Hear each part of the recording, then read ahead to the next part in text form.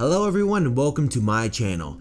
A few viewers might be wondering why I recreated a video that I did 2 years ago, and the main reason why is that some of the information I included in my last video needed some updating. Also, some of my viewers wanted me to include another ship, which I did not include in my last list.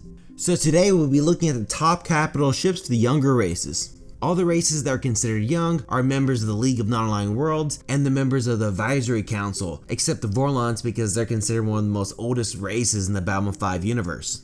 Starting out last on this list is the Sun Hawk class gunship from the Drazi Freehold.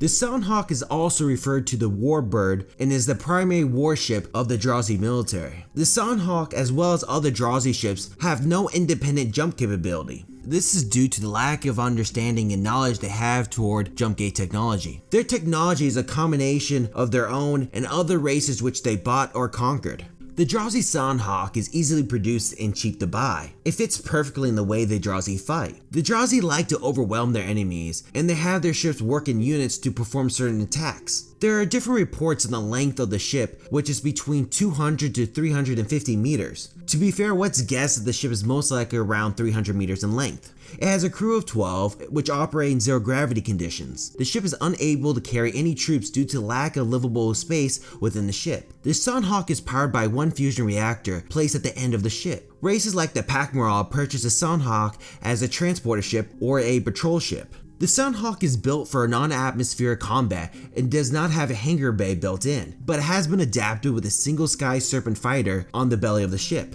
The ship is built with one heavy plasma cannon, 4 pulse cannons, 3 particle beam cannons, and 2 fusion missile launchers. The ship is also defended by armored hull and electromagnetic defenses. It has a short length of time in active duty and will need to redock for supplies after a 2-month duration. For such a powerful race, some of you might be wondering why can't the Drazi buy hyperspace technology, and this is due to 2 factors. And the first factor is due to their economies unable to support a hyperspace military due to the stagnant growth after the ISA and Centauri war. Lastly, the Centauri constant effort of trying to stop the Drazi from containing this technology due to being neighbors and the threat it would pose to the Centauri Republic if the Drazi are able to get their hands on such technology.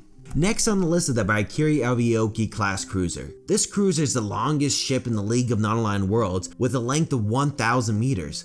The reason why the Brakiri are able to produce such a ship is due to being one of the most wealthiest and most political stable races in the league. The ship is also intimidating to look at, but the size of the ship is not something you should be afraid of.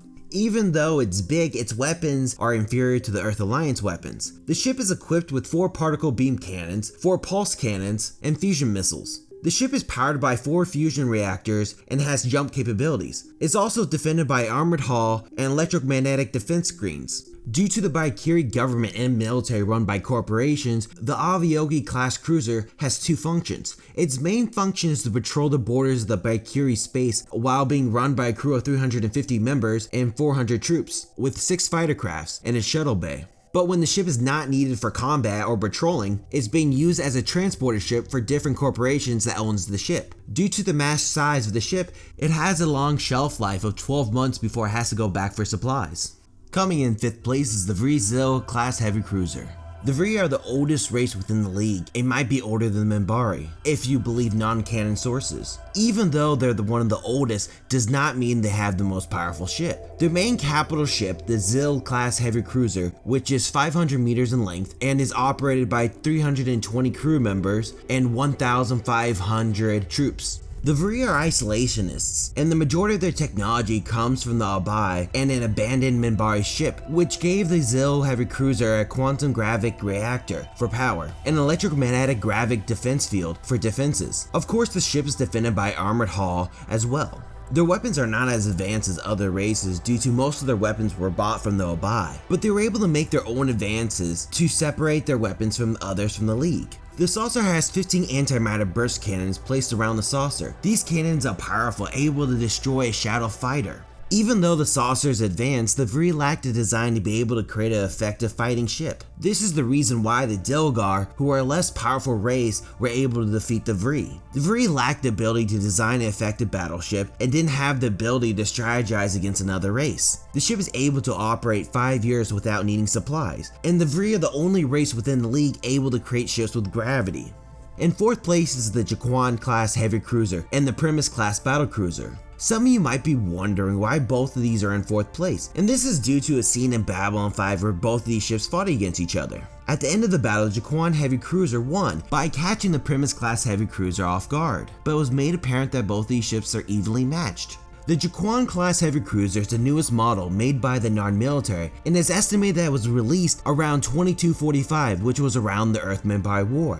Due to the design, the ship quickly became the backbone of the Narn-Centauri. The majority of the Narn technology comes from the technology left behind from the Centauri when they had the control of the Narn homeworld. The Narns learned how to use the technology and how they can use it against them. This mistake leaving behind their technology and their ships would haunt the Centauri for years to come. Luckily for the Centauri, they didn't leave behind the Primus Heavy Cruiser, which would have gave the Narns the technology to put gravity on their ships. The Sharlin Class Heavy Cruiser is a combination of Narn and Centauri technology. It's 1,400 meters in length and is able to fit up 250 crew members and 800 troops. The ship is well-rounded, capable of transporting troops and supplies, but also able to fight enemies head-on. The ship is powered by 3 fusion reactors and is capable of carrying 12 Narn heavy fighters. What makes the ship powerful and allows it to go head-on against the Centauri ship is its weapons, which are 2 particle lasers in the front and 6 pulse cannons scattered around the ship. It also has 2 energy mine launchers as well.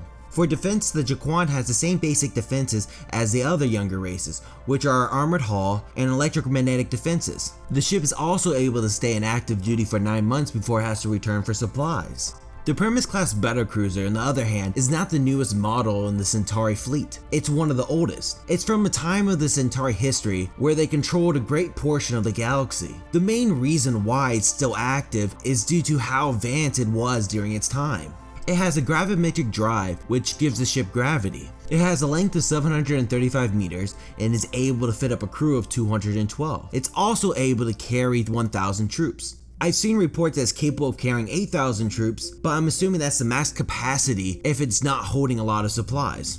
The reason why it's able to carry more troops than the Sharlin, even though it's bigger, is due to having a smaller engine, which takes up less space. What helps separate the Primus Class Battle Cruiser from the other younger races is its weapons. They have 8 ion cannons, 4 battle laser cannons, 4 light pulse cannons, 2 missile launchers, and 1 mass driver, which is optional. It also has 15 fighters in the shuttle bay.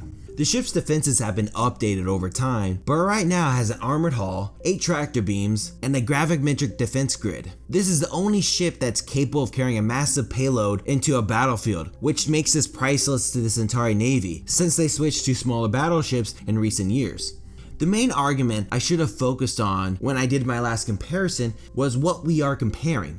We aren't comparing the Earth Alliance best ship against the newest battleship created by the Centauri. We're comparing the Omega class destroyer to the Primus, which is an extremely old ship compared to the other younger races ships. Some Primus cruisers are older than some governments on the list. Due to the age of the Primus and it not having the latest weapons and technology than the other ships gives the Omega class destroyer a huge advantage.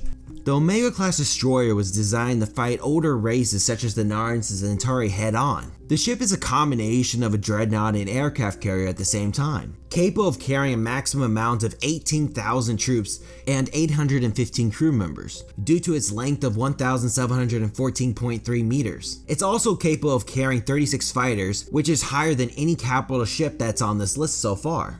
One of the most common occurrences in the Babylon 5 universe is that humans like to overpower their ships. The Omega class destroyer is no exception, with 6 heavy particle lasers, 6 heavy pulse cannons, 12 particle lasers, 12 pulse cannons, and 2 fusion missile launchers. The ship is a combination of Earth, Dilgar, and Centauri technology. The ship is also defended by armored hull and 18 Mark II defense grid energy projectors, which is a different kind of defense than the other younger races. The Omega class destroyer has become the backbone of the Earth Force and the symbol of the Earth Alliance strength. To help propel such a powerful ship, the Omega class destroyer relies on 4 fusion reactors and is able to last 18 months of active duty.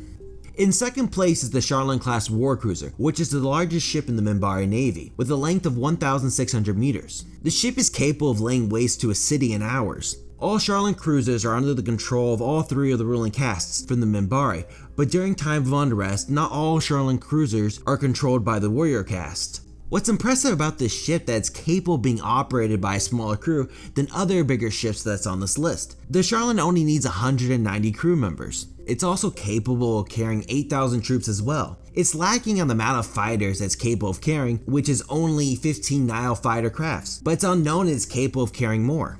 The Sharlin Class War Cruiser is designed to take on any tactical situation at a moment's notice. Able to perform such tactics by using 18 gravitic neutron cannons, 18 gravitic fusion beam cannons, 24 EM neutron guns, 24 EM fusion beam guns, 42 electro pulse guns, 4 missile launchers, 1 antimatter cannon, and 1 optional mass driver. It's also defended by polycrystalline armor, 42 reactor beams, and a Minbari stealth device. What helps separate the Sharlin from the other races below is its stealth device, which makes it difficult or even impossible to lock the weapons on a Sharlin Class War Cruiser. The ship is also able to stay in active duty for 20 years, which is impressive as well.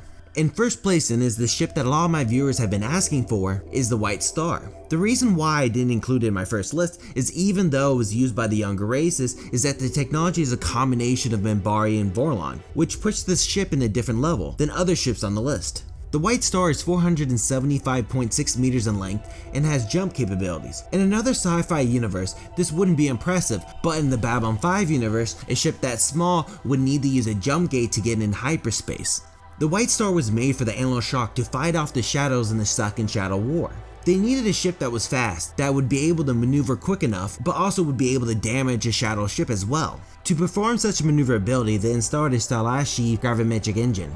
The White Star naturally has a complement crew of 50, but it's capable of operating with 1 crew member. The ship defenses is where the Vorlon technology comes in handy, which is a Vorlon defense system. It also has a magnetic discharge beam and a Minbari stealth system. You might be wondering what is a Vorlon defense system, which is something I was not able to find a lot of information about, but I know it's involved with the White Star armored hull, which is organic. The ship is equipped with 1 quantum discharge beam cannon, 2 neutron cannons, and 2 twin fusion cannons. It also has 4 Nile heavy fighters and its hangar bay as well.